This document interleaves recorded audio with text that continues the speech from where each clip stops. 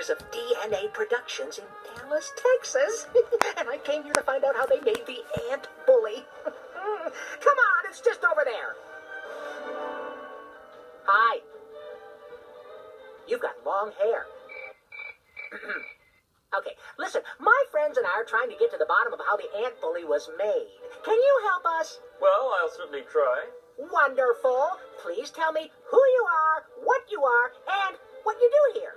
Well, my name is John Davis. I'm a human, I'm a biped, and I'm the director of the Ant Bully. Oh, wow! I don't think I've ever met a biped before, and a director, too. So the movie of the Ant Bully actually began with a book. I had been contacted by Tom Hanks and his company Playtone about the Ant Bully. The story, it's based on a children's book. And Tom used to read it to his young son, Truman, and was just reading it one night and thought, hey, this will make a good movie. Oh, Tom Hanks! Why, yes. He's a lot more famous than you are. Sorry, John. One of the things that happens is that the children's book is it's a picture book. It's only 2,000 words or so. And so there's a lot of fleshing out that has to be done in order to make it a feature film. Oh, yes, I see. Since there had been other CG films with bugs and ants, I thought, well, what could be different about this? If I was going to do it, what would I do? And I really wanted to explore more what ants are like. Like everything in the colony, foraging is a team effort. Ants live in a highly developed social order consisting of a queen, workers, soldiers, and young. Each member of the community has a job to do. You know, ants can do things like they can lift 10 times their own weight. Now, if a man were strong per pound as an ant is, he could carry a ton. They can go vertically up walls. The worker is a tireless laborer. They actually use scent and odors as a form of communication. Now, there's a couple exchanging some very good gossip, I suspect, telling tales out of school. And also the idea that it's really the story of this boy's journey, a human journey into this place. And so it really became the story more than the fact that it had bugs or ants in it that really made me want to do it. So what happens next? I'm glad you asked. 2160, take 5. Ow! Ow! The pain! The pain! Huh, it's unbearable. Just put me out of my misery. What do they teach you in school anyway? And stop staring at my antenna. That's it. That's it. Good. Everything starts with voice recording. Voices drive the whole animation process. So once we have a script, we have to get voices recorded. See these? See these? Airflow. Aliens hate airflow. Drives them nuts. First starting out, you have your wish list together, and then to actually, get most of your wish lists is pretty incredible.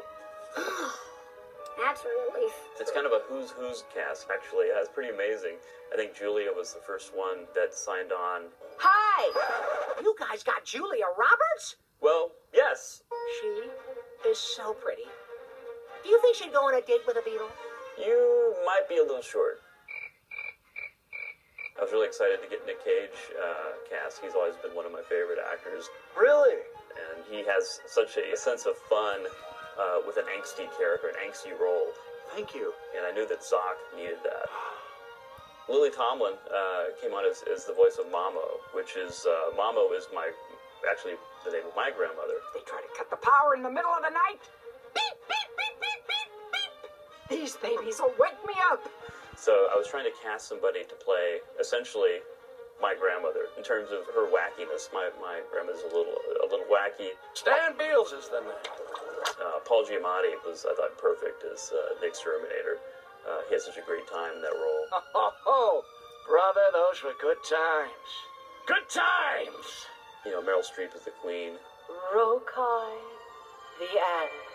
The Queen is such an exotic, powerful image in the movie. And Regina King is Creola's great. Peanut, the destroyer. I had to move out of my nest because of you.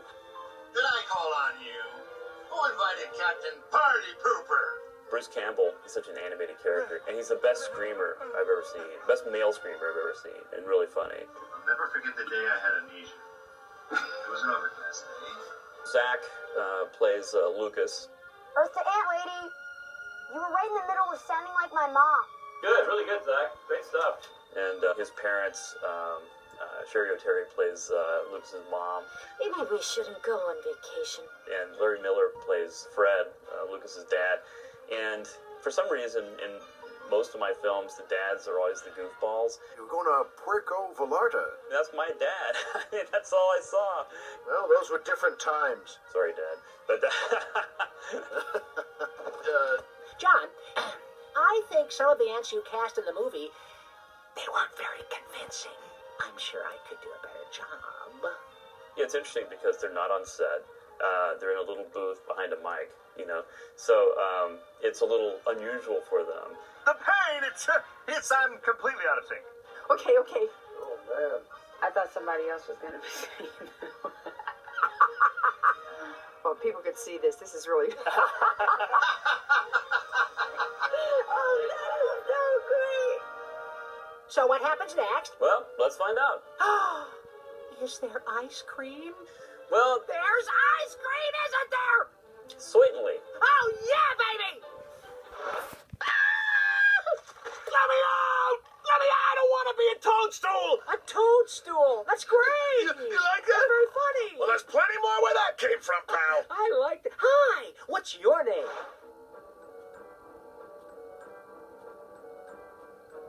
Once we got all of our voices recorded and edited in, then the animation process can start, and the animators always animate to the vocal tracks. The character's vocal performance drives everything. What a great idea! Animated films take a long time to make, and a lot of talented people to make them because nothing exists. You can't point a camera at anything. So you take a lot of artists to start designing what this world is.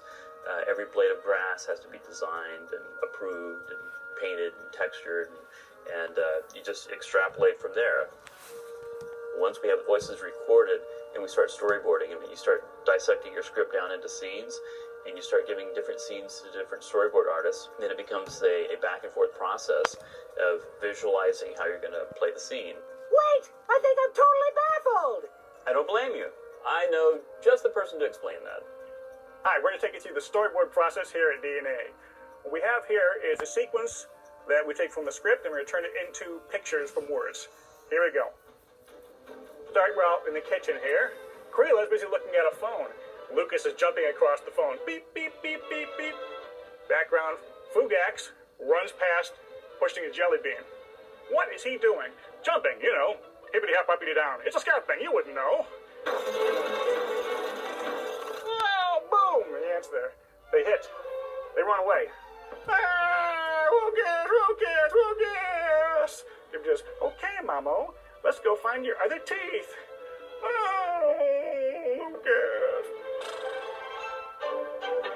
After the storyboarding, you start working on an animatic to do kind of a hand-drawn version of the whole movie in sketch form. Hello, how are you? Pizza Kingdom, hail to the king. Would you like to try our new Princess Pepperoni with tangy jester sauce? Then when you get things to where you think, hey, okay, we're on the right path here, the story's working, this is where we want to go, then you can start fleshing it out, bring on the animation team, bring on, you know, the 250 people it's going to take to actually make this thing real. Let me out! Let me out! I don't want to be a toadstool! A toadstool? That's great! You like that? That's very funny! Well, there's plenty more where that came from, pal. I like that. Hi! What's your name? During the whole process, we have concept artists that are concepting early on, but now we have to get very specific so that the modeling team knows exactly how to build this stuff. The modeling departments are split in two, where you have some that are focused on the characters, and then the other team is devoted to all your sets and props and things. Is this the same thing as runway modeling? You know, John, I can walk with a book balanced on my head for 3 seconds. You can count them if you want. My name's Todd Fector, and I'm the set supervisor on the Ant Bully. And we have a team of 7 modelers, and we built all the sets that the ants are going to be in throughout the movie. We'll get drawings similar to these, and we'll take these designs and we have to actually build all the pieces in the computer. Just like a real set. We can move everything around, and the director can get any kind of shot he wants. Nice. My name's Tom Jordan. I'm the cast modeling supervisor for Ant Bully. And basically what we do is we take the designs for the character and model that design in 3D. They created me? Like Frankenstein! I'm freaking out! Oh, I love that! And then once you have like a character, for example, it has to go to the rigging team. My name is Michael Comet, and I'm the character rigging supervisor for the Ant Bully. And we literally go in and we kind of take and we set up bones and muscles and joints and things like that to actually make the characters move around. You can kind of think of it like a puppet. The character riggers will attach all the strings that then later the puppeteers, like the animators, can grab onto and use to create a performance with. Oh, I like animators! They play with puppets! Hey, Chris, what you got? We have Lucas bouncing around on the phone jumping action. Phone, yeah. Before you can actually animate, even though you have your character, the whole film has to somehow translate from that 2D world of sketches that we've been working with to the 3D world. Hi! What's your name? And that's when the layout department comes into play. Hi, I'm Chris Sherrod at DNA Productions. I'm in the layout department. Basically, we're taking the storyboards and the 2D drawn elements and turning it into a 3D movie. They'll look at those storyboard sketches and say, oh, okay, look, we're going to need these characters, these props, and they'll put it together in a scene, line it up to where it looks close to the boards. They get all that plotted out before it goes into the animation department. Let me out! Let me out! I don't want to be a toadstool! A toadstool? That's great! You like that? That's very funny! Well, there's plenty more where that came from, pal. I like that. Hi! What's your name?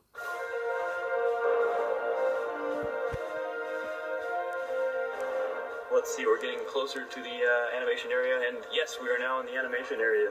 The animation floor is pretty fun. There are all these actors who are I think they're afraid to get up in front of a camera, so they became animators, you know. When the animators have had a long day and it's time to rest, they rest at the Memorial 70s Lounge here in the middle of the animation department. They kick back, listen to tunes, and they have nice chats about animation and what it means to them.